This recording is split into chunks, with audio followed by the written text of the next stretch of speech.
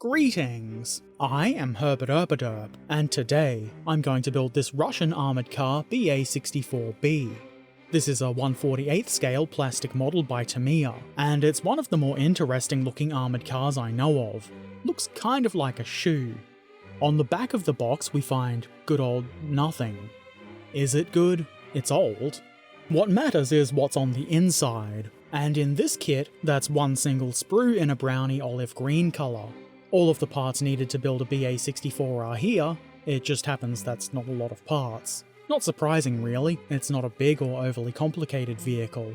These parts are quite good looking, and after seeing quite a few of these 1/48th scale Tamiya kits, this one is of the same high quality that I've come to expect. Everything is nice and crisp looking, and I wasn't able to find any defects. There are mould lines, of course, because those are just a fact of life when you're a modeler, and I would say the mould lines are worst on the driver figure, particularly around the hands, but removing them shouldn't be an issue at all. I didn't use the figure anyway, which probably won't come as a surprise if you've been around my channel for a while. I will be using the rest of the parts though, and because at the time I'm writing this I've already built the model, obviously, I know that they're going to go together nice and easily with no real hassle. I am obviously no expert on armoured cars, so I don't know if there are any glaring errors in detail, but I think these parts look pretty correct and well detailed. It's obviously not going to be a hyper-detailed model, but it's still pretty decently detailed. How many times can I say detailed? The small decal sheet only has one marking, well, two, but it's the same marking, one for each side, and it would be nice if there were more, like some stars or something. But I suspect a lot of us probably have plenty of leftover Soviet decals that could be used. The instruction sheet is the kind that folds out into a tall, narrow strip of paper. It's a bit unwieldy, but it could be worse. The instructions themselves are decent, and you shouldn't have any issues understanding and following them. Very good. Let's glue some bits of plastic together. We start by assembling the frame. The rear axle goes on here. There's a couple of nubs on the bottom of the leaf springs to guide this part into place. The drive shaft also contacts the frame, so add a bit of glue there too.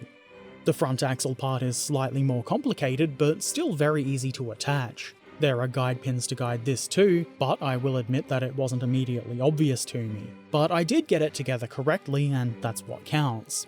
Looks pretty good so far. Next, a towing hitch, just in case we happen across a cool looking trailer and think, oh yeah, I'd like to tow that. This is pretty simple to get into place, and that's the frame done. Now for everybody's favourite time, a really good time. There are 4 wheels here, which are made up of 2 parts each. Actually there are 5, the 5th being a spare, but it's different and will be assembled later. You won't be surprised to learn that these wheels are not at all difficult to put together, but do make sure that you put the back piece on facing the right way. Once the 4 wheels are together, I put them aside and begin working on the body of the car. I attach the doors, and they sit neatly in the obvious holes for them. The fit is quite nice. I apply some glue from the inside because it's the neater way to do it really, though it is extra thin glue so it's not really going to matter if it's on the outside of the model anyway. Once those are in place, it's time to join the 2 halves of the hull together. The fit here is also very good, though I do still apply some pressure to make sure there are no unwanted gaps. Nobody wants unwanted gaps, hence the name. I then add this handle to the front of the hull, on top of the engine compartment. I guess this might be used so that you can lift the plate up and get at the engine, judging by the hinges a bit further back. Or it could be used for somebody to hold on while the vehicle speeds around doing sick jumps and such. You've got to do something to entertain yourself out in the field. Next, another wheel. This is the spare wheel I talked about however long ago it was. It goes together exactly the same as the other wheels, just the parts are different. The opening on the back is larger, and it lacks the nub in the centre that the other wheels have, and instead of attaching it, I put this one aside as well. I add an axe to the left side of the hull, slotting it into the guide holes nice and easily. I follow this with a large jimmy bar. It's good to carry one of these in case you need to jimmy something. Probably not so effective if you need to johnny something. Then I add what appears to be a bottle jack. I guess it could be something else, but I don't know what. Either way, it goes on nice and easy. On the top of the hull, I add this little, I don't know, hat? Is it some kind of visor? whatever it is, it goes there. Then a shovel is mounted here on the front right. As far as shovels go, this certainly is one. Toward the rear, I add a saw. Just a regular old one-man saw. I guess that's probably all you'd really need on a vehicle this small. You don't need the big traditional Soviet log you would find on a tank.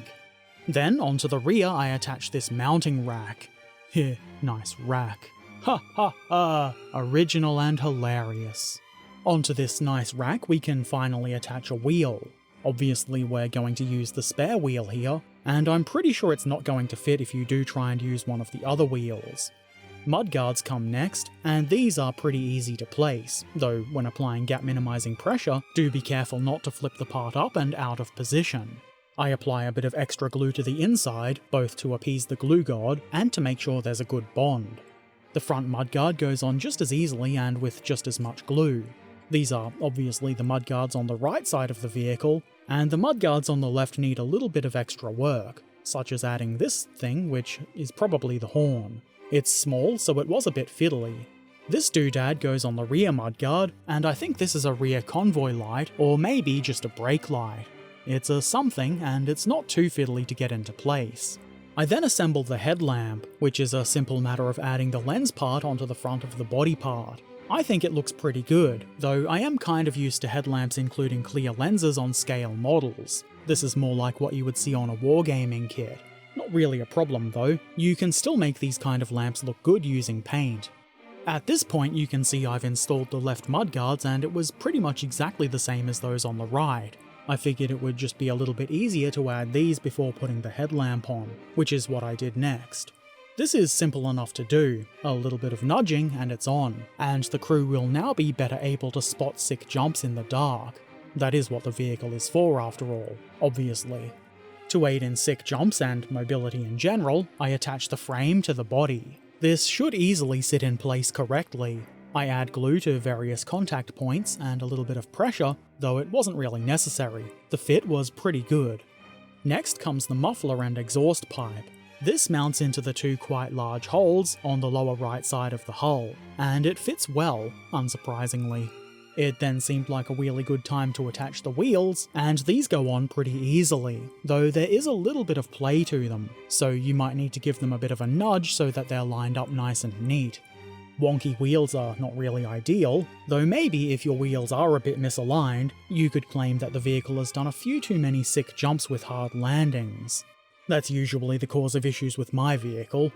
The turret comes next, and because I'm not including the crew figure, this is one of the easier turrets I've put together. The floor goes in, and those little bits of plastic in the middle of the ring should be there. Then the machine gun can be installed. This needed a little bit of nudging to get it to sit right, but nothing especially challenging. Very shooty. The purpose of this gun is for firing into the air while doing sick jumps, and that's all there is to the turret, and it can be joined to the body via the simple locking tab mechanism. Easy. And you won't be surprised to learn that the Tamiya 1/48th scale plastic BA-64 Russian armoured car is now completed. I think this is a rather interesting looking vehicle, and I'm pretty happy with the way the model captures that. I think it's a quite good representation of the real thing. It's pretty hard to go wrong with Tamiya, so I'm not surprised this has turned out looking quite nice, though I am of course happy about that. As I assume I said earlier, I'm no expert, so I can't tell you exactly how realistic or not this is, and to be honest, I don't really care that much. There are likely to be some compromises in detail and simplifications, as with just about any model. That said, the detail is pretty good, and there's a lot here that we can use to make things look interesting when it comes time to paint, which probably won't be for a while, so don't hold your breath. Though if you do want to see this painted, let me know. I had a lot of fun building this kit, and it wasn't too difficult to put together, and I think it would be fairly beginner friendly. There weren't any issues that might need skills a beginner may not necessarily have, like knowing how to deal with poorly fitting parts for example. Everything more or less just drops right together, and that's always a pleasure, beginner or not. It was also fairly quick to build. I mean, it's small, relatively simple, and there was only one sprue, so for most of us it's just going to be a brief plastic gluing adventure for an afternoon or evening or something, which is nice. You get to see the result very quickly. While it's not really a very good measure of time taken, I was able to put this together in one single stream. Speaking of plastic gluing adventures, if you would like to watch me build models like this one, come and watch me do so live on stream. Head over to twitch.tv/Herbert_Erpaderp or follow the link in the description.